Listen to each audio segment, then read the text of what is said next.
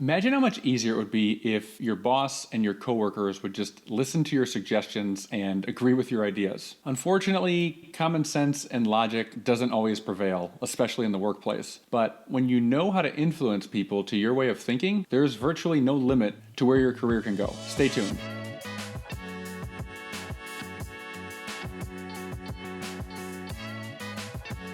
Before I begin, you're probably wondering, who is this guy and why should I listen to him? I'm Doug Howard.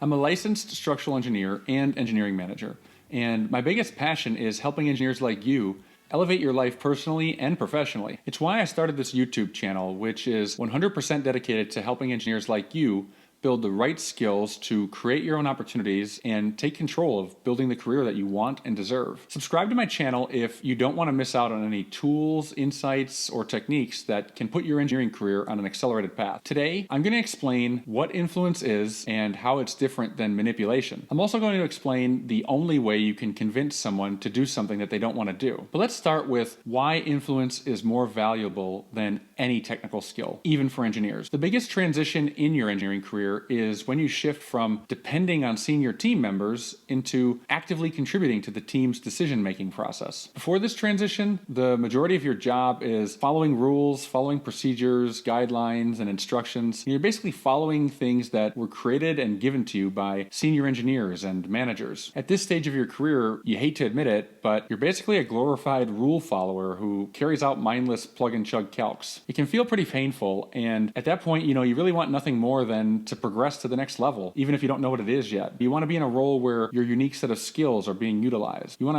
to feel like you're still growing, but you're also gaining more freedom, autonomy, and independent judgment in your role. You want to feel like you're contributing to the team at far greater levels than just crunching calcs and slinging out code. And the only way to get there is by learning how to influence people, because in today's world, technical skills just aren't enough. In fact, any senior engineer or engineering manager like myself will tell you that the longer your career goes, the more you understand that tech skills is rarely the hard part. In fact, the things that trip you up the most in your career are people, communication, working with teams, navigating office politics, gamesmanship, and just things that have nothing to do with engineering or your actual job. Now, as engineers, we like to believe that our reputation should be based on performance, and we like to believe that our performance is measured by tangible metrics like our quality of work, meeting deadlines, minimizing errors. And you're right, it should be, but it's not. The harsh reality is that your perceived performance, and that is, how your boss and your peers view your perceived performance has very little to do with your technical skills or even the quality of your work. Think of it this way. Your work is assigned and managed and reviewed by a product manager or a team leader or a director. Whoever it is or whatever their title is, it's a person who has more responsibilities than you but less knowledge about specific areas than you,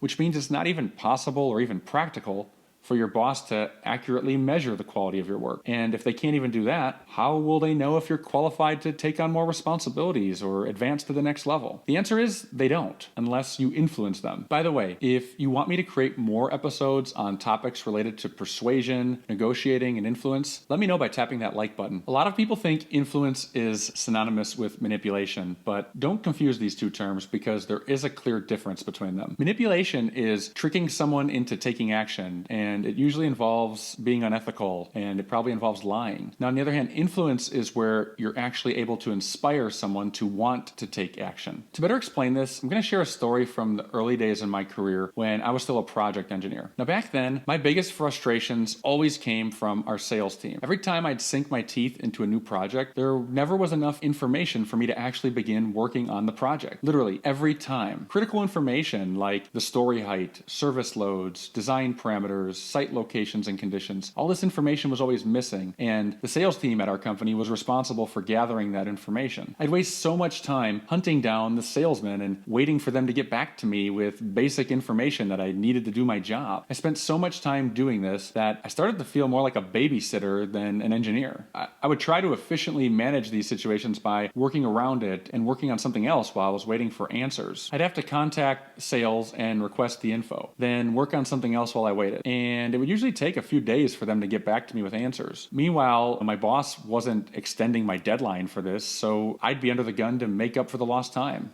Can you relate to this? I want to know what situations create a lot of unnecessary stress for you at work. Please share in the comments. As you can imagine, I quickly developed a general resentment towards the sales team for all the stress they put me through. I took it personally, and I assumed they knew how much stress they were creating for me, and I assumed they realized how much stress they were creating for other people that I worked with. And I became so frustrated over time that I really didn't do much to hide it. I complained to my boss about the sales team. When that didn't get results, I'd complain directly to the sales team. I'd say things like, this is going to put a lot of stress on me. It's going to be hard for me to hit this deadline now. I'm probably going to have to work over the weekend. Needless to say, the sales team was really testing my patience. By the way, patience is a skill that can be improved, even if you feel like you're naturally impatient. If you want to learn more about this, then check out my episode called 3 Ways to Improve Your Patience. Just click on the link in the description. Anyways, I figured if the sales team realized that they were holding up the project and causing me this much pain and frustration, it would get them to move faster, get me answers, and motivate them to do a better job in the future. Of course, this approach did not get the results I wanted. It was because I was making a common mistake that most people make when it comes to influencing people. I was approaching the problem like an engineer, which means I was being too logical. So I started trying a different approach. On the next project that I had with missing info, I called the salesman right before my lunch break to request the info that was missing.